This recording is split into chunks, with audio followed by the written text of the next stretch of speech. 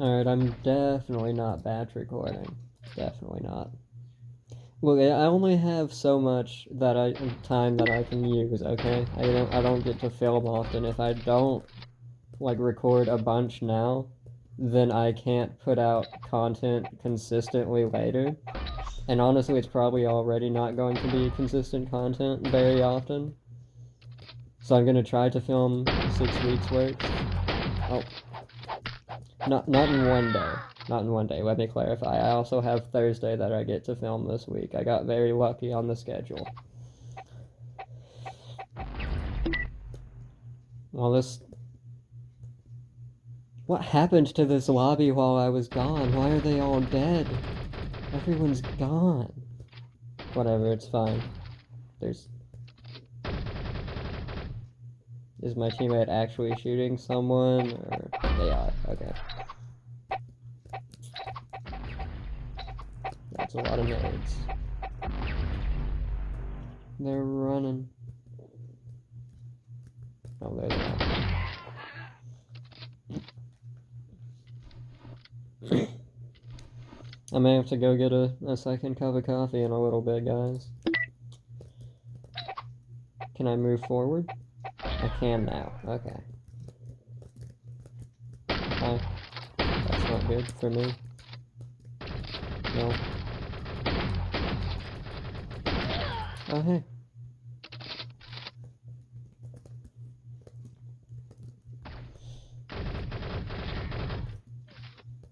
Is that my teammate? There's a person over there. There's 2 people over there.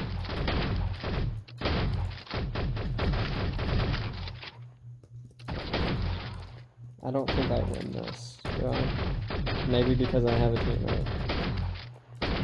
That's not how I wanted that to end, but I don't like winning because I have a teammate. I like winning because I win, but you know what? I'll take it. I'll take it. Nice.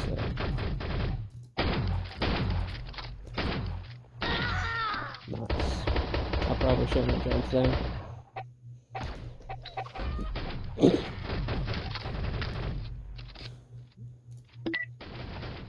Oh, it's a 3v3. I gotta, like, carry my own weight.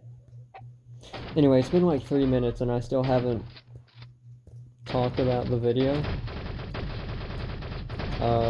This one's about that time Genghis Khan 1v1 climate change and kinda won?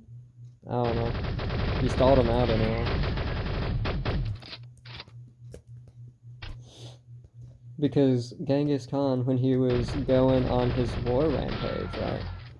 He was just going and he was killing so many people that we just watched the carbon footprint drop. There's a person over here somewhere. Yeah. Okay then.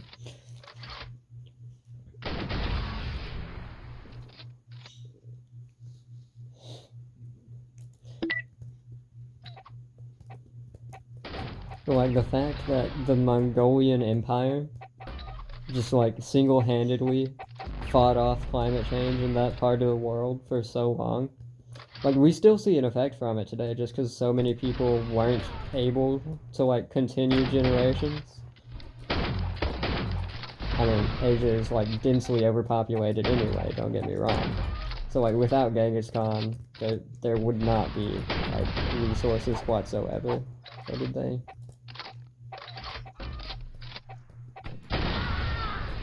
Early morning brain.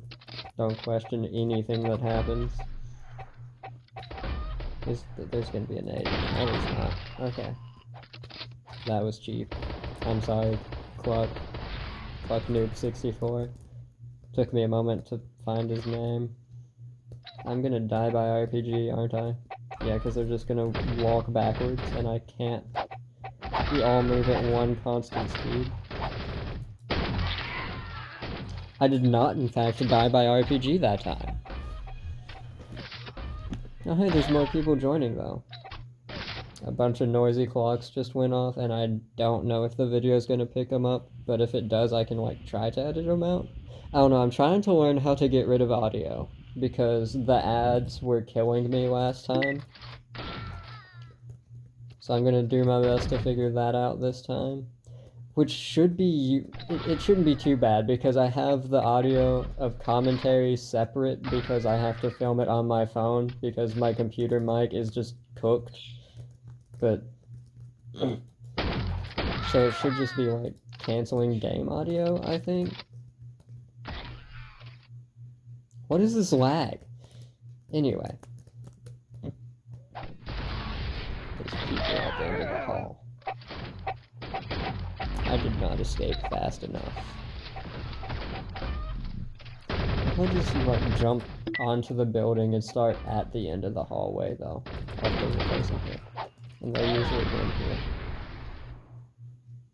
Okay, I was not the one that killed them. But they did, in fact, die. So I'm going to assume I had something to do with them being positioned badly. Maybe. I don't know. It's probably just trying to take credit for a kill that I had nothing to do with. It's fine. My hello, sir.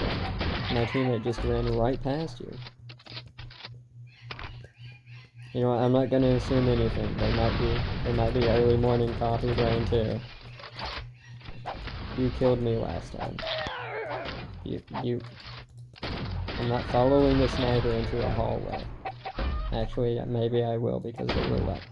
Oh, you already killed him, didn't you? Yeah, I can tell from the look on your face. That murderous little smirk. Look at that, that is... Can you face me, please? I'm trying to do a bit. Oh, he left. Anyway. That was the face of a cold-blooded killer, ladies and gentlemen. That was it.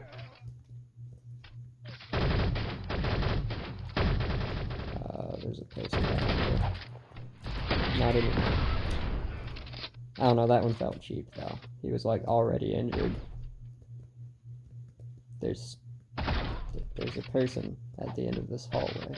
Not anymore. Okay. Do you have eyes, sir? Apparently I don't. Anyway, what was I talking about again? I was saying something. Mongolia. Right. Climate change. There's not really a whole lot to say on the matter other than they killed a bunch of people and it, like...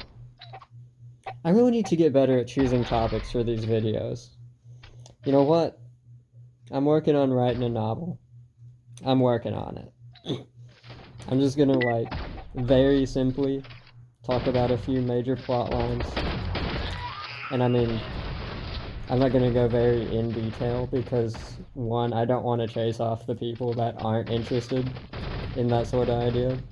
But number two, like, idea thievery is still a thing. And, like, there is the potential of someone just going in and writing the book before I can and just getting it published and then I can't use my idea. And I mean, I have an entire 9 subscribers, so I don't really expect it, but, like, I'm gonna choose to be paranoid about it because that's, like, one of the ways I can make sure it doesn't happen. But the basic gist, right, is, like, World War III started. But, like, all the factories for producing the ammunition... I don't want to kill you, you just spawned in. You know what, you're gonna make it. It's fine. All the factories were producing so much, like, smog and stuff from the amount of stuff they had to produce. Right, I'm gonna use the word produce, like, 1,000 times here. I should put up a counter, but I'm too lazy for that.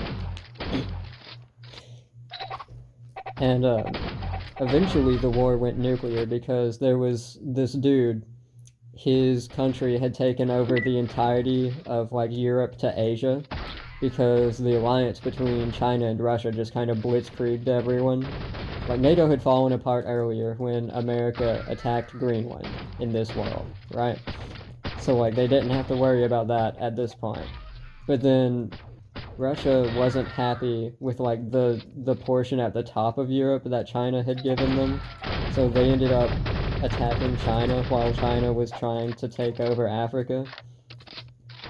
And then Africa ended up united under one warlord that just kind of showed up out of the jungles of the forest Congo one day. I just said forest when it's a rainforest. It's fine. I really need to stop standing still while I'm trying to make a point, you know? That's like one of the things that could very much get me killed, especially in a game like this. Not sure how I survived that. Anyway. Oh hey, the server's alive again. Nice. I don't think I lived that fight. I don't have the health for it. Of course, a sniper would also kill me in one hit anyway, but you know what? I'll give it a go. I'm gonna die, but I'll give it a go. Oh, I have a teammate. Maybe I don't die. Oh, they also have a teammate. Maybe I do. Stop targeting my teammate when I was the original one you were fighting. It's very rude of you. And you're gonna jump down here where you think I don't see you. Oh hey, Overhill. That's actually pretty good for this particular situation. That would still kill me if you had hit it. I can't be judging. I'd be missing it too. Especially on this mouse. I'm not used to it yet.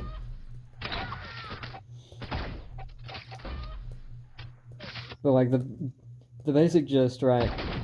The Empire ended up agreeing with Britain, which was like the last unconquered country of Europe under the Empire. They just agreed to surrender to the Empire on the terms that it has a stake in the government, and they just kind of unified. But the regions were so diverse that like civil war was about to break out, especially because they were under a emperor from Asia that had never really been to Europe. They didn't know what the Europeans wanted, right? So this one dude just kind of comes out from the forests of Europe. That seems to be a kind of common theme in this particular part of the history of the book. And I mean, he has a very special connection to nature. Like, he talks to the animals, you know? They're like a community with him. But he's watching the world, like, destroy nature. Just with this war between empires. Alright, so America just kind of ignored Europe. Because it's America. And then it just took over South America, just on its own. It just controlled the two continents and Greenland. And then Africa was united, and then Eurasia was united. But the Middle East was still like under Iran's control mostly. It was still a very complicated situation. No one wanted to go in the desert and fight them when they could just get more resources for less effort literally anywhere else. Well, I mean, except for oil. The Middle East has, like, all of the oil. So then the Middle East, like, requested, like, military protection from the Eurasian Empire. I need to come up with a name for it. Don't judge me, alright? I got it. I'm not good with names. That was a nice trade.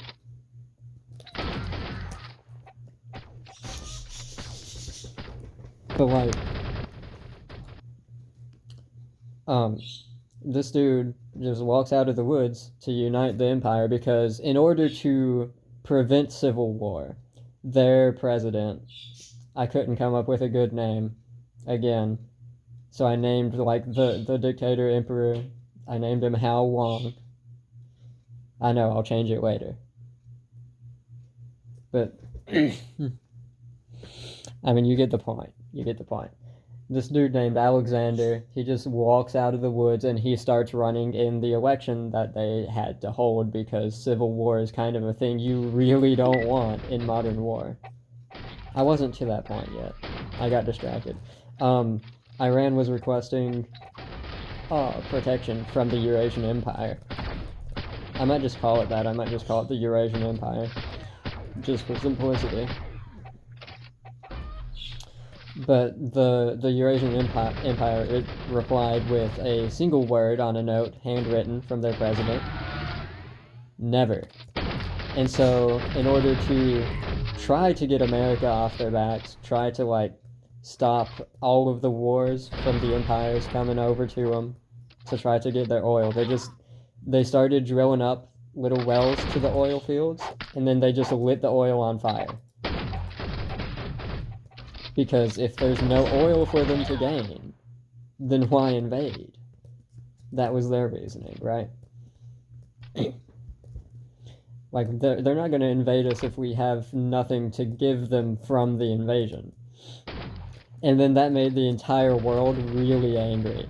So then each empire was just like at each other's throats for what natural resources were left in the world, because that was a major oil reserve that was gone. And then, I mean, the tension was already high. Like, there was already combat. It just wasn't like declared war yet. Like, you know, the proxy wars type thing, like we did with Vietnam. Like, it was basically that, but the entire world. Just over like islands and stuff. But now it's like each empire just going full on, throwing their military at each other. And Alexander, he's watching all of this unfold, and he's like, I really need to win this election. And then they sent political assassins after him because he was actually winning by telling the people he would give them freedom. And his whole philosophy was to end the war as quickly as possible. But no one really knew how he was going to do it. That was like the main point of his competitors during debates.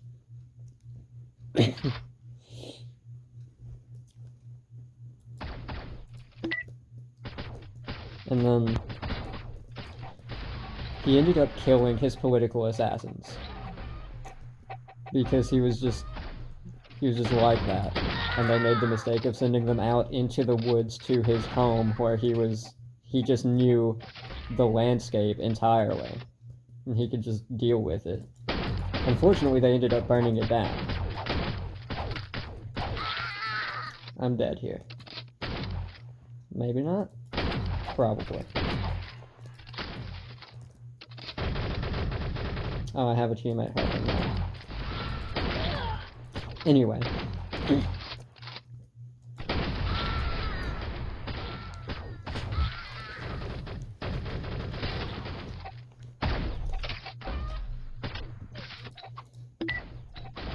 But he believed that the war, if it drug out at its current scale, it would lead to the extinction of humanity because no one would do anything until the ecosystem was completely dead. Humanity was barely surviving, and then they would still be shooting each other. Like, that was his vision of the future if the war continued as it was. And he ended up getting the support of pretty much unanimously Europe and a decent part of Asia.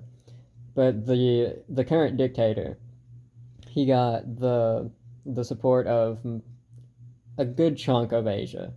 And so the rigged election started a revolution in which Alexander ended up just breaking into the capital city and assigning targets to the nukes, which he then launched, because he believed once the war was at a nuclear scale, it couldn't continue for very long, and he believed the survivors would be few.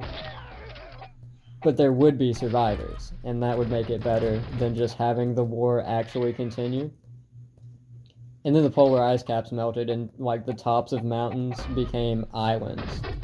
You know, similar to like Panem from the Hunger Games. That's kind of where I drew my inspiration from that. And then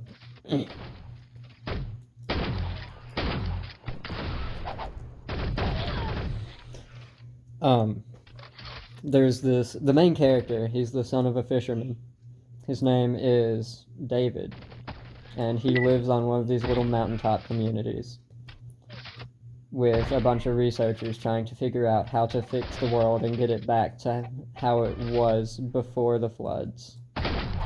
That's just kind of become like a major geographical event that happened. You know, the more advanced technology is treated like magical relics because no one fully understands how it works. They just kind of know that it does. So, like, if you find some of the more advanced projects for the war, that is considered a sort of magic of its own.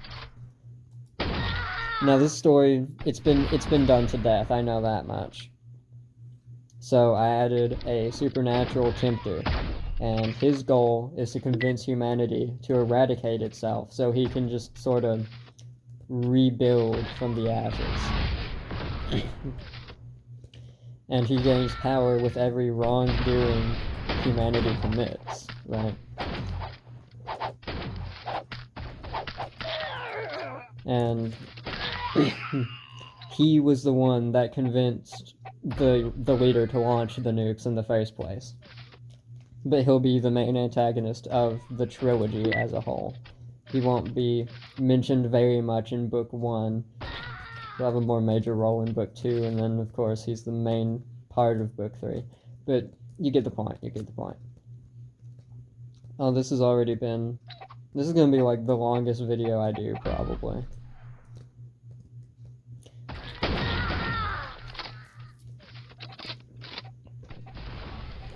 But, the pirates have taken over the new seas, right? There's a whole, like, hierarchical system. And the pirate king, he has 12 pirate lords, and he has this huge ship about the size of New York State. Not the city, the state.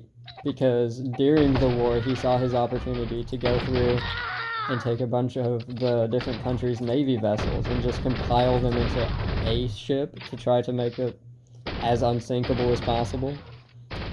And at this point, it's like multiple carrier bases, which are like a town on their own, and like just a mix of everything. And it has these huge docks protruding out from it that he docks his other ships on. Anyway, I'm not going to go too in-depth on the actual plot. I just kind of wanted to explain the way the world system works. Just run it by y'all. I mean, I've got an entire 9 subscribers. You can tell me if you like it or not in the comments. I'm not going to be offended if you hate it. I just want to know if you do. When I die again, I'm going to cut off this video, and then I'm going to move on to the third one. I'm only going to do 3 Shell Shockers videos today. In this batch, anyway. Because I want to do a Terraria Ranger playthrough without homing. It's the no homing challenge, right? It's not an actual thing yet. Maybe I can... I'm gonna die there. Anyways. See you next week. Bye.